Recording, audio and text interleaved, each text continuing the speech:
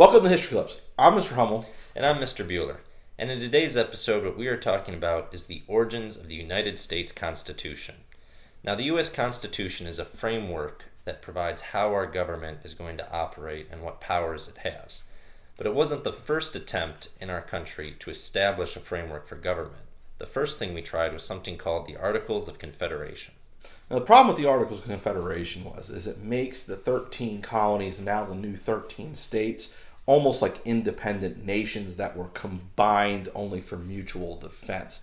And it made the national government extremely weak.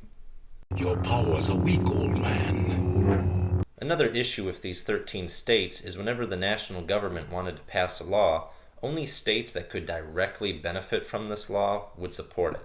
And you can never really have any unified mission. I just want to say, can we all get along? Can we get along? Can we stop making it horrible for the older people and the kids? So the Articles of Confederation are a big old mess. You have the northern states refuse to work with the southern states. You have cities don't like country folk. And then you have the big states with the most population don't get along with the small states. Human sacrifice, dogs and cats living together, mass hysteria. Also, big states like Virginia and New York, which are more west-facing, are trying to keep smaller states like Rhode Island that are trapped on the East Coast from getting west of the Appalachian Mountains, trying to prevent them from spreading their own territory. Except the West Wing. What's in the West? It's forbidden! Now, since the government cannot collect taxes and they're having difficulties passing laws, certain people start rising up and say, hey, we need a more powerful central government.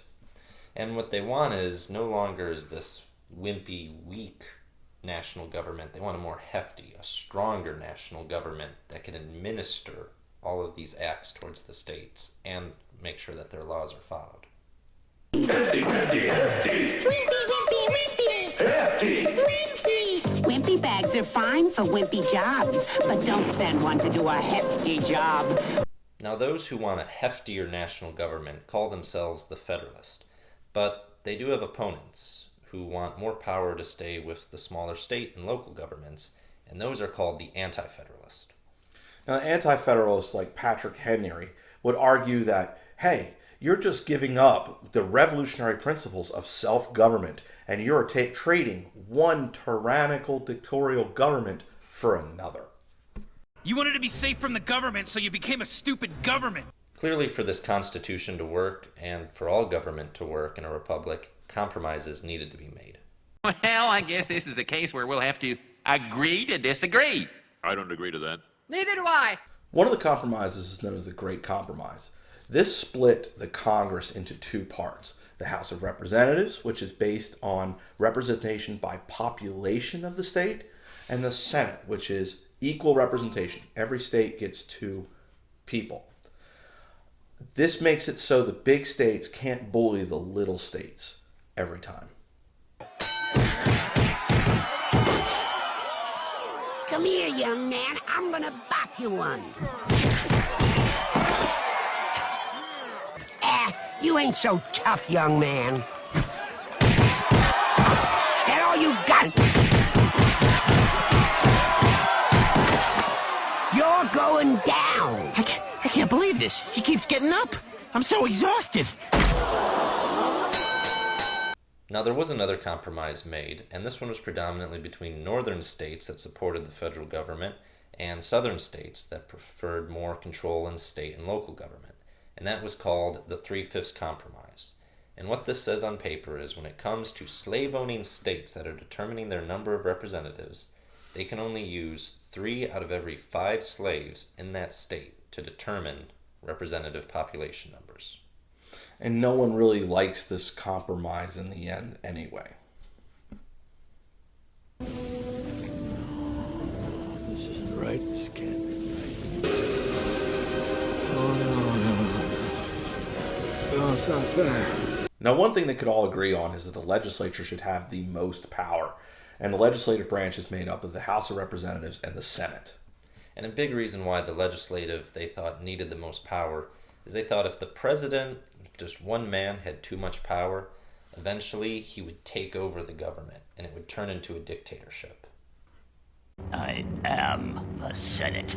Now, the original plan in our government was that the legislative house would be the center of great debate, where laws and issues and controversies of the nation could be talked out and decided. However, a lot of times it becomes just petty infighting between political parties. Do I need to call the police? Here, you can use my phone. Don't worry, it won't make you deaf because I'm not a hack. Hey! No! Oh, you think you're so great? Stop it! No! Stop! Hey! Stop it right now! One issue that the Constitution has is deciding how much power the actual federal government can have. And these debates between the anti-federalist and the federalist have really boiled all the way down to our day in debates between the Democrats and the Republicans, where both sides eyes the other one with suspicion and weariness and are always accusing each other of, oh, you want to steal more power. I'll kill you, you bloated museum of treachery! You and what army?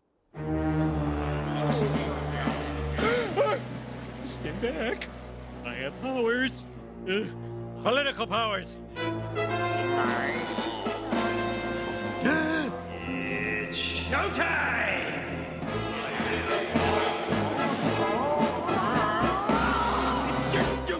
Give me the gun!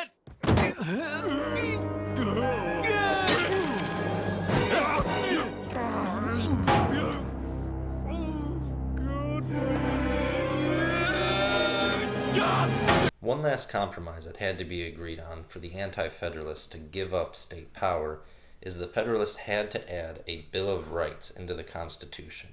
And these would be a guarantee of certain rights and liberties that all U.S. citizens would have. More on that in a later video. And even though the Constitution has its issues here and there, it still is probably one of the best systems in the world today. The decision is final. Tabled, this motion is. Or is it?